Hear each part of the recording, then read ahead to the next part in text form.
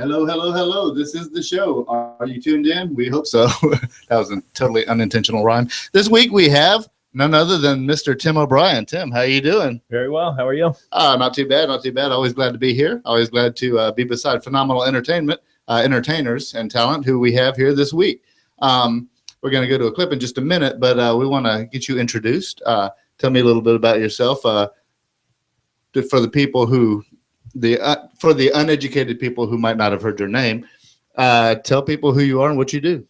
My name's Tim O'Brien. I own a music store in Phoenix City, Alabama called American Guitar Boutique. I have a band that plays around town, the Tim O'Brien Project, and kind of support local music community. And a great job he does at that. We got Tim over here at the board. By the way, I'm Brian Mallard. In case you don't know me, I'm Brian Mallard, the host of the show, and we're going to go to a little clip of Tim playing and check it out, and we'll be right back with the interview.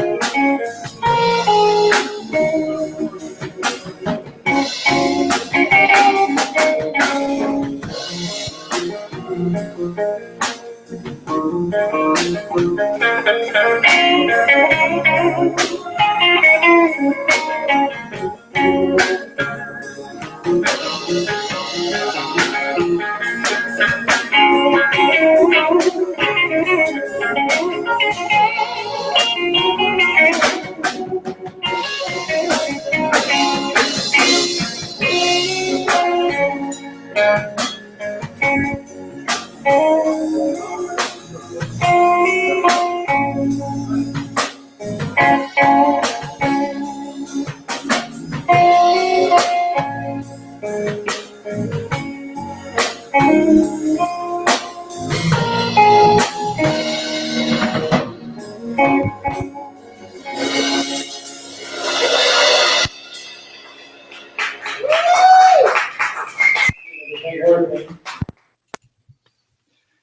and welcome to the show. We hope you have enjoyed this clip of Tim playing, and that's just a little bit of a sampling of what you can get if you go to one of his shows. We are going to actually talk to Tim now. So once again, Tim, thanks for coming on the show. Thanks for having me. Now that I'm hopefully done fumbling around, tell us a little bit about yourself. Where were you born? I was born in Minnesota. My mom and dad are from Minnesota, a small town called Brainerd. Born with a bronchial condition at the same time. My father had a job offer in California, so they moved the family to California when I was about 6 months old. So born in Minnesota, raised in California, lived there for about the first 35 years of my life. Southern California, so I am a Southern guy. I am a great fan. I like to say a great fan of the state of California. I recently had a chance to visit there. Tell me a little bit about your experience with living in California. You know, my mom and dad are great. Grew up in a real nice neighborhood, not too far from the ocean. Kind of grew up playing at the beach and riding bikes and skateboards and surfing and all the stuff that California kids do. Got exposed to music there. My dad's family is very musical. So my dad, he didn't play an instrument. He was a singer, although his family plays. But I grew up going to, my dad was in barbershop quartet groups. And so as a young kid, I used to love to go with him to the rehearsals and stuff and listen to the harmonies and everything. And I think that was my first exposure to real music. But of course, at family vacations and everything, we always migrated back to Minnesota to see my mother and father's families, where very musical families. My dad's family was generations of musicians. And so anytime the family got together, there was always music and singing and everything going on. My Uncle Dale was kind of a folk artist in the late 60s, had some regional fame, toured with the likes of Gordon Lightfoot and John Denver and different people like that. And so I got exposed to that and kind of took the ball and run. And of course, living in California, I didn't have the full-time musical heritage that a lot of my cousins and stuff were exposed to. But at the same time, I was exposed to a lot of punk rock and different things out in California. I discovered blues, and that kind of stole my heart. But I played in a lot of different styles of music. It's kind of interesting to me going now around the country and seeing, for example, the popularity of some of the 80s rock and everything. Right. I grew up in California in the 80s, so I kind of felt like I was in the middle of it. But once I, heard Jimi Hendrix and then met my musical mentor, which was a gentleman by the name of Roy Parker, who started to expose me to not only blues, but older jazz and quartet and quintet stuff and everything. I just really found passion in it. I found it was a great way for me personally to be able to express myself. And now, at what point did you go from all of that learning, those experiences, to deciding that the blues is what you wanted to do mostly? Well, for me, music is about artistic expression. Right. And one of the things that I quickly got bored with, and not knocking anybody else that does it, but to me, being in a cover band was kind of like someone forcing you to paint the same landscape over and over. Thank you. And so the blues to me was a format that you could take a song that you like, but interpret it your own way, not only differently than the artist interpreted it, but interpret it differently night after night, which is something that we do. My group, I've carried it through my whole life, but my group, I mean, we kind of don't really roll with a song list or a set list. We feel what's going on in the crowd and we kind of play what we're doing. And even interpretations of tunes, we mess with tempos, we mess with breaks. To me, the idea is live music is better. Right. And I like to create it in front of the audience that's there that night. It might be one person, it might be 1,000 people, but what we're doing that night is expressing how we feel that night, which to me, the blues is a beautiful format to be able to do that with. Growing up, like I said, in the 80s rock world, I always felt like if you were doing a cover song of a popular radio tune that everybody was aware of, you either played it exactly like it was on the record, or your audience felt you'd played it wrong. Right. And so there wasn't a lot of room for nightly expression. And the blues and jazz. I'm not a good enough musician to be a jazz musician, but the blues to me was a format that we could go out and express ourselves through the song as opposed to play somebody else's expression through the song. Which is kind of what the blues was meant for. Exactly. Which is why I don't like to, I practice at home and we rehearse the band, finding arrangements, intros, and outros and stuff. But I don't like to pigeonhole it into one thing because the true spirit of the blues is improvising. Right. And so I never want to lose the idea that we are improvising this song. Right. You will never hear me play the exact same solo at this point in the song. I'm going to go in and I'm going to play this riff because to me that kind of is counterproductive to what the blues is all about. Mm-hmm. It would kind of, it would be a betrayal to the art itself. Exactly right. Now, you did some traveling, Minnesota, California. By the way, does it ever rain in Southern California? It does, but you're looking forward for it when it does. Right. Now, what brought you to Georgia? My sister, I owned a music store in California for about 12 years and was kind of looking for different things. I invented the idea of the way guitar amps should function differently. And with the help of some very smart engineers and stuff, I was able to develop and patent some electronic ideas that I had for guitar amplifiers. At the time, I was doing really well for myself, and I decided to take a couple-year vacation and focus on patenting some electronic designs. Cool. At that time, my sister, who had married a longtime resident here, a guy that was born and raised here, and she had lived out here for years, and I had never been out here to visit her.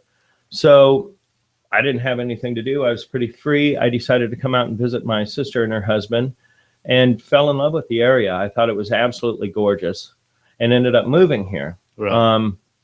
My brother, who is a very creative motorcycle designer, engineer, mechanic, he had moved to Texas for some job opportunities. So my mom and dad, when they retired, living in California, their families were in Minnesota and their children, 2 of them lived here and 1 of them lived in Texas. So my mom and dad decided to move here, which kind of located 4 of the 5 members of my family here. And then my brother moved here. So my family kind of relocated from California to here, following my sister, but really finding beauty in the South and this area in particular. Which I do. I have lived in New York and California and Minneapolis and other places. And I find this valley to be one of the most beautiful spots on the earth and very centrally located. I'm a beach guy. So within a couple hour drive, you can get to the beach. Within a couple hour drive, you can get to the mountains. It's just a beautiful laid back place to live. I really, really like it here. And so even though I grew up 35 years in California, when I did move away from here up to Minneapolis, which is I was pursuing some amplifier business work up there, I called this my home as opposed to California my home. Of course, my mom and dad were here, so that puts your anchor where they are. But I always felt that this felt a lot more like home, believe it or not, than California, which is just such a big congested area. Well, it definitely is highly populated. I love the weather out there, by the way. I love California. I love Georgia, too. Now, tell us a little bit about give us the name of your business and tell us a little bit about what you do. Well, American Guitar Boutique was founded by Corey Lake and the Lake family up in Minneapolis. When I moved up there to pursue building amplifiers, of course, I'm a musician, so I started getting involved in the local music community, started playing. Corey ended up offering me a job that I couldn't say no to at a beautiful place. American Guitar Boutique at the time was extremely well funded and a showcase for all that was great about musical instruments. The whole idea of the store originally was to promote and sell nothing but high-end boutique, small built American made products, which he did an amazing job at. I went to work for him part-time, which ended up evolving into a manager position. My mom and dad are old and ailing, and my brother, who was their primary caregiver, ended up with cancer. So he could no longer physically handle being their full-time caretaker. And as the family needed me, I ended up making a decision to move down here to help my mom and dad. When I left Minnesota, Corey called me up and said, this place was the funnest place I ever been when you were working here. And with you gone, it's a nightmare. Wow.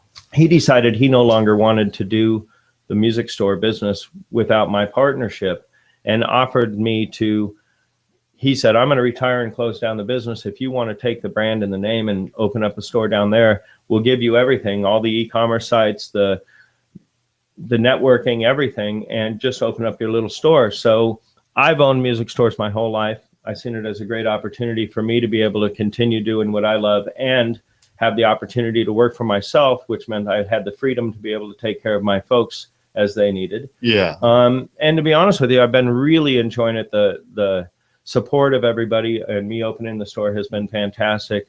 The store's not nearly as well funded now as it used to be, but I still am primarily focusing on trying to sell nicer American-made instruments, pedals, amplifiers. Cool. Of course, being in Phoenix City, I do have to sell some less expensive stuff. Right, right. But still, primarily what I'm looking to do is be a musician store, somewhere that you can go and not just find a $79 Chinese-made guitar, but actually be able to go somewhere and see a selection of nice American-made instruments and amps and pedals. And well, that's really cool. Yeah, it's been working out really good. And it also gives me the freedom and flexibility to take care of my folks and enjoy my family and play music as much as I am, which has been fantastic. Let's go to the music scene. Now you've traveled around a lot. You've seen a lot of stuff. What do you think of the music scene around here? Actually, to be honest with you, I really like it. When I moved here, I felt that there was kind of a negative vibe about the music scene. A lot of people complaining that there wasn't a lot going on.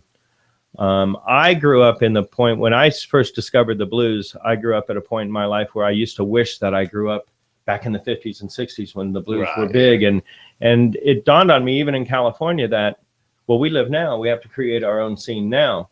And I've always had that mentality, and I've been able to do that very successfully, not only in California, but in Minneapolis and in New York and here where I've gotten into town, and I've been able to get myself in with really good players and kind of happened on a scene or develop a scene. Well, moving here, when I was told that, well, I thought, well, shoot, let's, people like music, people like to go out. So I went out and started soliciting some gigs, and it seemed like wherever we played, we were asked to come back and play. And I play blues, so I like to encourage other people to come out and play with us and improvise. And the sports page in Columbus, Georgia was nice enough to give me a venue to be able to start hosting an open blues jam, which took a little while to get off the ground. But as people discovered it and learned that they could come in, and it wasn't a ego thing. It wasn't people trying to blow each other off the stage. It was people trying to really create solid music together. It's very warm and inviting, and the idea is to be able to interact musically. Yeah. And it's gotten its own legs. It's grown like crazy. Unbelievable talent in this town. There is a lot of guys in this town that are super talented. And if you haven't been out enjoying the live music scene, I encourage you to do it, because I'm constantly reminded of just how talented people are everywhere in the world, but really right in our own backyard. The music scene here to me is great. The Loft has we started playing on the Loft on weekends, and they kind of like what I'm doing as well. So now we have a resident house gig at the Loft. We play there every Wednesday night. It's a little different than the format on Tuesday night. The Tuesday night is an open jam that we get to have a sign-up board, and people come in, they sign up on the board, we invite them up on stage, and we play. The Loft is more of a known for their music venue, so it's not an open jam where anybody that walks in can play, but I do have the freedom to be able to invite whoever I want up on the stage to play with us. So the Wednesday nights have just been magical. I mean, the players that are coming in there are off the hook. We just recently started a new resident at the Buckwild Saloon in Smith Station, Alabama, which to me is a barrier we broke, because that is a well-known country honky tonk, and it is a great, great venue. But it was a country bar, and I don't do any country, but they continued to invite me to come out and play. And we opened for some country acts out there, and we were very well received. And they weren't open on Thursday nights, and David McBride had invited me to create a blues night out at the Buckwild Saloon. So we are now playing blues on Thursday nights out there. And we're able to play at the Sports Page once a month on the weekend, at the Loft once a month on the weekend, and various venues around town in addition to those. So we're playing about every Friday and Saturday night. So that puts my band at 5 nights a week working. Five nights a week. And so we're out there, and you can come see us. And I'll be honest with you, the audiences are getting better and better, and people are really kind of warming up to what we're doing. Mhm. And it's a venue for other artists to come out and play with us, which lets people see their talent and also encourages to go see them at their venues. So to me, it's a real open community, and I really like that. I really. And good words of experience and advice from Tim here is, for the people who think that Columbus doesn't have a music scene, networking and starting your own thing goes a long way, and just being, personable and friendly. And you're a living example of what you can do with that. Well, I mean, I play music, and I would do it if there was one person there, but it sure is a lot funner when there's 100 people there, Exactly.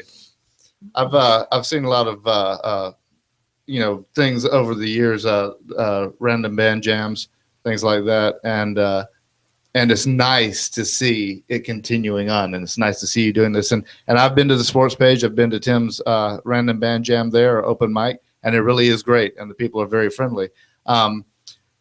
One quick thing I'd like to go into is what advice would you give to singer-songwriters who, or to artists of any kind who are looking to go somewhere? Well, I have conflicting advice. I believe that everybody should follow their passion and their dream.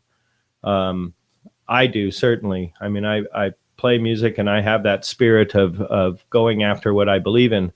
I also believe that it's not a one or the other thing. You can be a successful business person. You can be a successful manager. You can do all the things in life that will provide for your family and still continue to do music. It takes effort, and it's tiring, but there's no reason why you can't pursue your dreams and pursue your life at the same time. I've seen some people that feel like, they're going to be, they want to follow their dreams of being a successful musician, and they give up everything else in their life to do it. And then when it doesn't happen on a grand scale, then they feel like, oh, I'm going to quit playing music, and I'm going to go and, conform to what everybody thinks I should to continue my life. And I truly believe that, A, if you're passionate about it, you can follow your dreams and make a living doing it. And B, don't be afraid to work hard and be able to do what it takes to make a living, and at the same time continue to pursue your dreams and your career musically. That's why I started opening a store. I opened my first music store when I was 25, and honestly, the reason is because I wanted to figure out how I could make a living and continue to do what I was passionate about, which is music and musicians and interaction of that. And so you've got to find your niche. You got to figure it out. And you can do both and just keep it under the same umbrella, an actual business along with the playing, and it's all the same thing. So you're constantly immersed in what you love doing, which is awesome. I like to write. Mm-hmm. You're a songwriter. I like to write songs. And at the same time, there's another thing. Some folks go, oh, we want to put a band together, but only do original stuff, which I love to do, but it's hard to draw that audience in until you're well known. So the idea to me is to be able to do it all, mix your songs in there with well-known songs. And if you can do what I do, which is interpret it in your own way, it works real well. Very cool. Tell you what, we're going to go into a commercial, and we're going to come back and wrap up.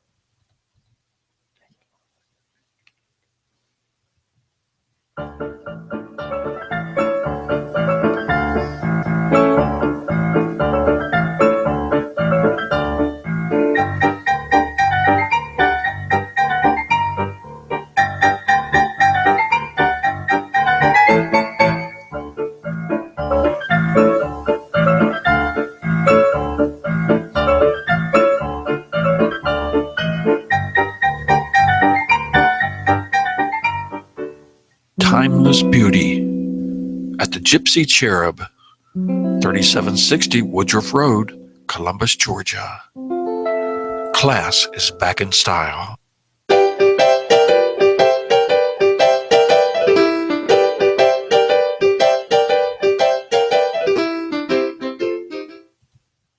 Hello and welcome back to the show, and we're wrapping up here. Tim, thank you for coming on. Tim Thank O'Brien. you, Brian. Appreciate it. Any final words for the audience? watch the show. This is another way of developing the community around here of all the arts. So please make sure and support this show. I will tell you at my business that if you want to mention the show when you come in to get some strings or accessories, that I will give you an extra 10% discount just Wow. for watching the show. That is awesome. Another reason to watch the show, friends and neighbors. Well, Tim, thank you very, very much for being here. It, Brian. And I really enjoyed it. And for you guys out there, hope you tuned in. We'll see you next time. I'm Brian Mallard for the show.